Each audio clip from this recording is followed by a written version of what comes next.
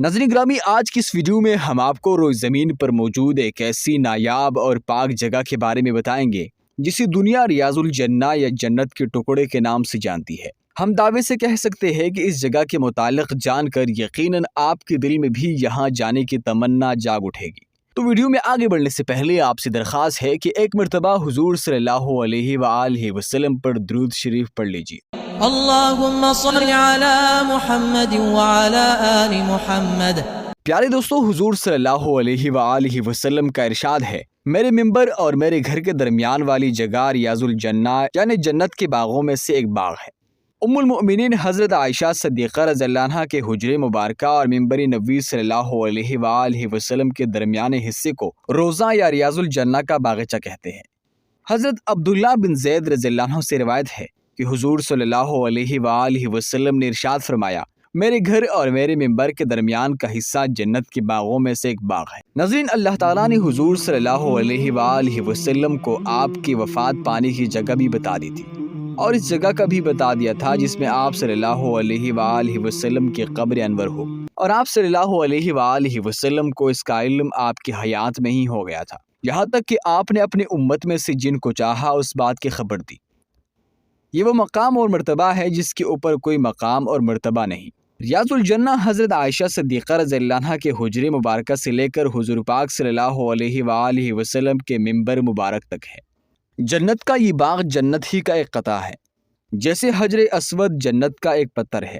محدثین کرام فرماتے ہیں کہ جب ساری زمین فنا ہوگی، ریاض الجنہ کو اٹھا کر جنت میں منتقل کر دیا جائے گا۔ مسند احمد کی روایت میں ہے کہ آپ صلی اللہ علیہ وآلہ وسلم نے فرمایا تھا، میرا ممبر جنت کے بلند و بالا باغ پر واقع ہے، اور میرے ممبر اور میرے گھر کے درمیان کا حصہ جنت کی ایک کیاری ہے۔ اگر کسی مسلمان کو یہ یقین ہو جائے کہ وہ جنت میں بیٹھا ہے تو اس کو مزید کچھ مانگنے کی طلب نہیں رہتی، بلکہ اس کی بولتی بند ہو جاتی ہے۔ مگر ریاض الجنہ میں بھی امت میں ہنگامہ آرائی، دھکم پیل، چیخ و پکار اور غیر مہذب رویے دیکھ کر کون کہہ سکتا ہے کہ یہ امت ریاض الجنہ کا ادراک رکھتی ہے۔ ریاض الجنہ کے شناخت کے لیے یہاں سفید سنگ مرمر کے ستون ہے۔ ان ستونوں کو ستوانہ کہتے ہیں، اور ان ستونوں پر ان کے نام بھی لکھے ہیں۔ ریاض الجنہ کی پوری حصے میں سفید اور ہری قالینیں بچھائی گئی ہے۔ پیارے دوستوں، ممبر بننے سے پہلے رحمت للعالمین صلی اللہ علیہ وآلہ وسلم ایک کھجور کی تنے سے ٹیک لگا کر کھڑے ہو کر خطبہ دیا کرتے تھے۔ صحیح بخاری میں حضرت جابر بن عبداللہ رضی اللہ عنہ سے روایت ہے کہ آقا کریم صلی اللہ علیہ وآلہ وسلم جمعے کے دن خطبے کے وقت ایک درخت یا کھجور کے تنے کے پاس کھڑے ہوتے تھے۔ ایک انصاری نے پیشکش کی کہ یا رسول اللہ صلی اللہ علیہ وآلہ وسلم، کیا ہم آپ کے لیے ایک ممبر نہ بنا دیں؟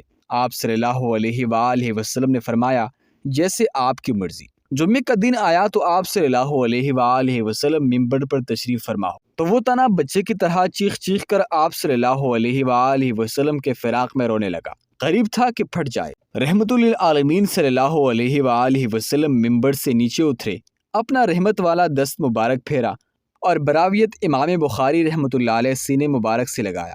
آغوش رحمت میں لیا تو وہ تنا سسکیاں لیتے ہوئے اس طرح چپ ہو گیا جیسے روتے ہوئے بچے کو ماں چپ کراتی ہے۔ موجودہ ممبر کی بائیں جانب ایک محراب ہے۔ یہ بہت خاص جگہ ہے۔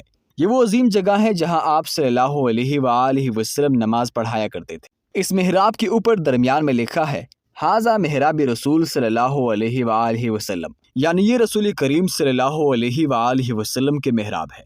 اور محراب کے داہنے پائے پر لکھا ہے، ھذا مصلی رسول صلی اللہ علیہ وآلہ وسلم، یعنی یہ رسول کریم صلی اللہ علیہ وآلہ وسلم کی جائے نماز ہے۔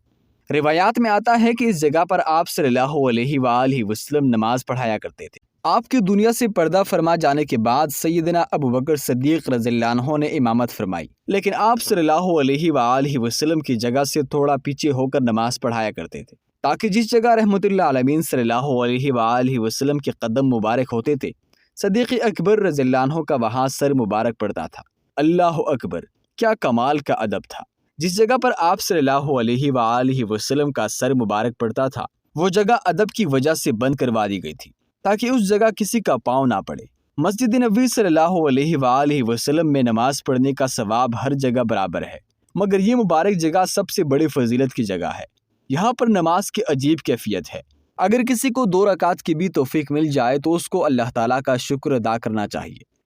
ناظرین گرامی، حرم کعبہ میں بی بی ہاجرہ سلام اللہ علیہا اور مسجد نبوی میں بی بی عائشہ صدیقہ رضی اللہ عنہا کے دو ایسی سنت زندہ ہے جسے تا قیامت امت محمدیہ کے لیے عبادت کا جز بنا دیا گیا۔ ان دو عظیم خواتین نے مردوں کو بھی عبادت کا راز سمجھا دیا۔ مکہ میں سیدنا ہاجرہ کی ممتا ایسی بھاگی کہ مقرب انبیاء کو بھی اس ادا کا پابند بنا دیا گیا، اور مدینہ میں زوجہ رسول صلی اللہ علیہ وآلہ وسلم کو جنت کا وہ راز سمجھا دیا کہ مردوں کے لیے بھی ہدایت کا سامان بنا دیا۔ ویسے تو مسجد نبوی صلی اللہ علیہ وآلہ وسلم کا چپا چپا عاشقوں کے لیے نہایت محترم ہے، لیکن روضہ رسول صلی اللہ علیہ وآلہ وسلم اور ریاض الجنہ کی شان بہت بلند ہے۔ ریاض الجنہ روضہ رسول صلی اللہ علیہ وآلہ وسلم سے ممبر تک 22 میٹر طویل اور 15 میٹر چوڑا ہے۔ اس حصے میں 8 ستون ایسے ہیں جنہیں مسجد نبوی صلی اللہ علیہ وآلہ وسلم کے باقی ستونوں سے امتیاز حاصل ہے۔ ان ستونوں کو سنگ مرمر اور سنہری مینار کاری سے مسجد نبوی صلی اللہ علیہ وآلہ وسلم کے باقی ستونوں سے نمایاں کیا گیا ہے۔ یہ ستون روضہ انور کی مغربی دیوار کے ساتھ ممتاز کر دیے گئے جو ریاض الجنہ کے اندر واقع ہے۔ ان عظیم الشان متبرک ستونوں کی تفصیل کچھ اس طرح سے ہے۔ نمبر 1، ستون حنانہ۔ یہ ممبر رسول صلی اللہ علیہ وآلہ وسلم کے نزدیک واقع ہے۔ جب کسی اونٹنی کے بچے کو ماں سے جدا کر دیا جائے تو وہ اپنی مادر کے فراق میں روتا اور بلکتا ہے۔ اس آواز کو عربی میں حنانہ کہتے ہیں۔ نمبر 2 پر ہے ستون ابی لبابہ۔ یہ روضہ رسول صلی اللہ علیہ وآلہ وسلم کے بالکل سامنے واقع ہے۔ اسے ستون توبہ بھی کہا جاتا ہے۔ اس ستون کی وجہ تسمیہ کچھ اس طرح ہے کہ جب مسلمان ہجرت کر کے مدینے آئے تھے تو وہاں پہلے سے بہت زیادہ یہودی موجود تھے۔ مسلمانوں نے ان سے امن و معاہدہ کر لیا، لیکن یہودیوں نے امن معاہدے کے پاسداری نہ کی اور اسے توڑ دیا۔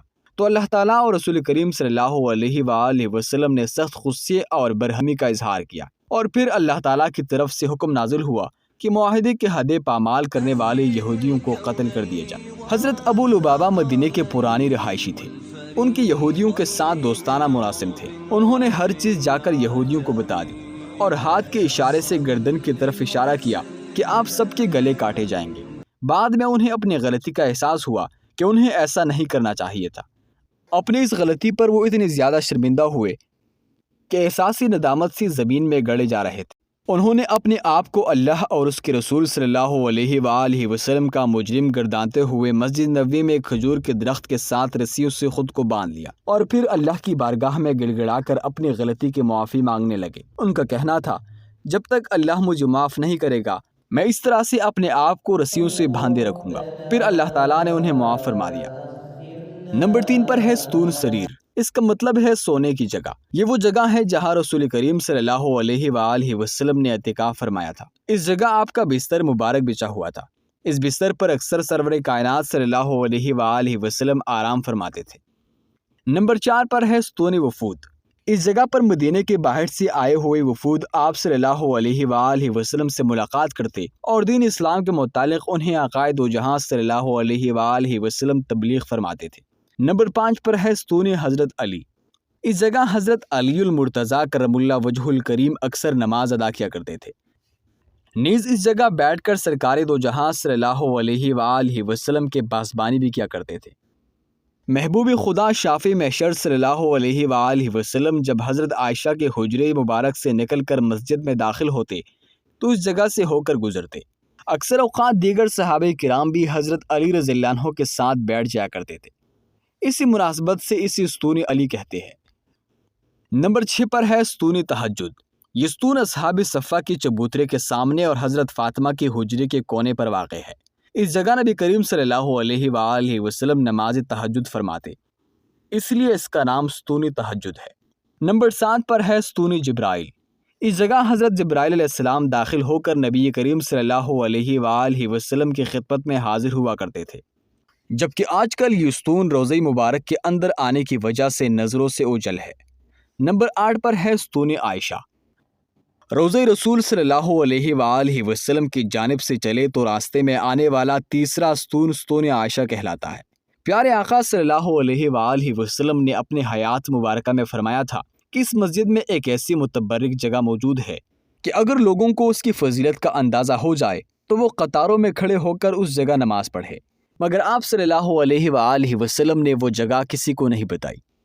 آپ صلی اللہ علیہ وآلہ وسلم کے وصال کے بعد صحابہ کرام نے سیدنا عائشہ صدیقہ رضی اللہ عنہا سے درخواست کی کہ اس جگہ کی نشاندہی کر دے، تو آپ نے انکار کر دیا، لیکن بعد میں حضرت عبداللہ بن زبیر رضی اللہ عنہ کے اصرار پر آپ نے اس جگہ کی نشاندہی کر دی تھی۔ دوستو، امید کرتا ہوں کہ آپ کو آج کے یہ معلوماتی ویڈیو پسند آئی ہوگی۔ اگر آپ کو یہ ویڈیو پسند آئی ہے تو اس کو زیادہ سے زیادہ شیئر کیجیے۔